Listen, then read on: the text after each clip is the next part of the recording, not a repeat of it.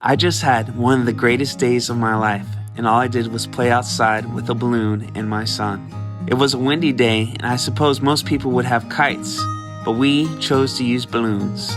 I took my son to Publix the other day and told him he could pick any balloon he wanted. I'm so proud of my boy because he picked the biggest and greatest balloon in the whole store.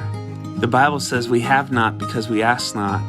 My son is not afraid to ask me for good gifts. Likewise, we shouldn't be afraid to talk to God about the things we want or need.